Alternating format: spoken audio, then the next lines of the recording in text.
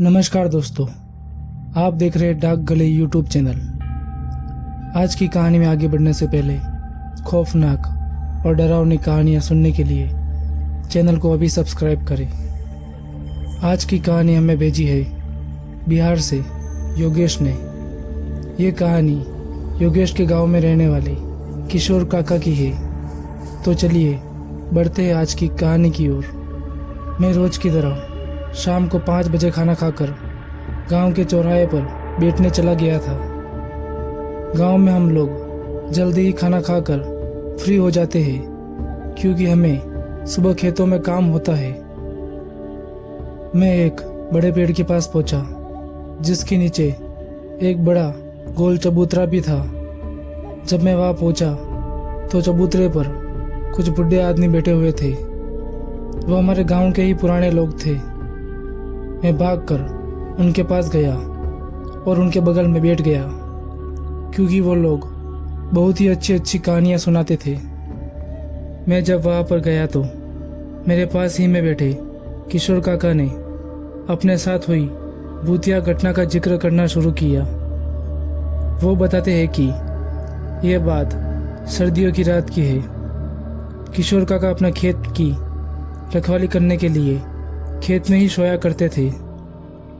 पूरी रात किशोर काका खेत में ही सोते थे। हमेशा की तरह उस रात भी किशोर काका अपने खेत में सो रहे थे। तभी किशोर काका को खेत में से कुछ हलचल सुनाई दी। किशोर काका की अचानक आँख खुली और वो खटिया पर बैठ गए। उन्होंने आवाज की तरफ देखा तो उनको कुछ भी दिखाई नहीं दिया।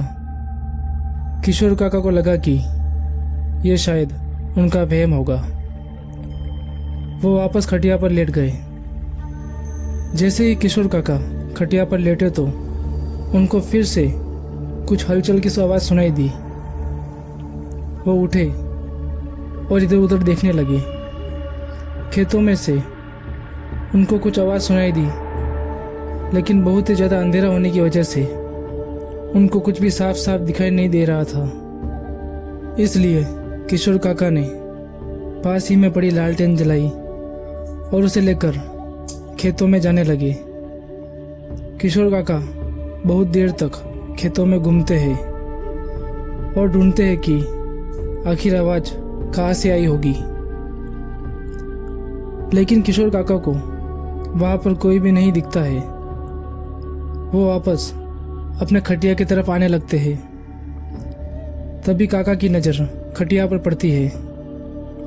चांद की हल्की रोशनी में उसे खटिया पर कोई सोया हुआ दिखाई दे रहा था। किशोर काका ने थोड़ा और नज़दीक जाकर देखा तो खटिया पर एक औरत सोई हुई थी। उस औरत के बाल इतने लंबे थे कि वो खटिया से नीचे लटक रहे थे और नीचे बालों का ढेर लगा हुआ था। किशोर काका को यह समझते बिल्कुल भी देर नहीं लगी कि यह कोई औरत नहीं बल्कि कोई चुड़ैल है। किशोर काका बहुत ही बहादुर थे। उन्होंने हिम्मत की और जोर जोर से चिल्लाने लगे, कौन हो तुम और यहाँ पर क्या कर रही हो? काका ने बहुत बार उसे पूछा, लेकिन उसने कोई भी जवाब नहीं दिया।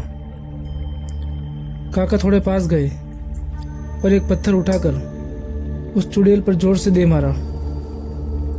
पत्थर मारते ही वो चुड़ैल एक झटके से खड़ी हो गई और किशोर काका को गुस्से में देखने लगी।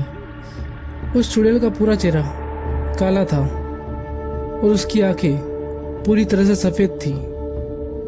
उसका ये रूप देखकर काका को अब डर लगने लगा था। वो चुड़ैल धीरे धीरे उनके करीब आ रही थी। जैसे जैसे वो चुड़ैल काका के पास जा रही थी, किशोर काका कांप रहे थे। उनको अपनी मौत साफ साफ दिखाई दे रही थी। काका की हलक सूखने लगी थी।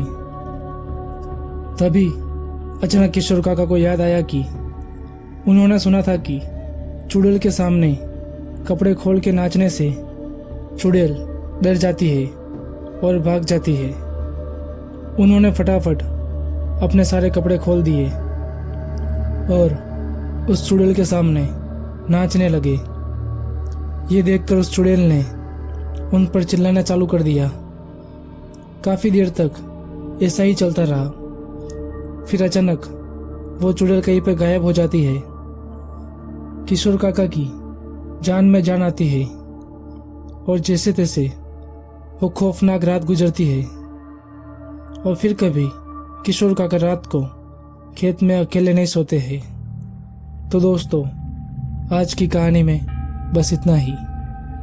अगर ये कहानी आपको अच्छी लगी हो तो वीडियो को लाइक करें और चैनल को सब्सक्राइब करें।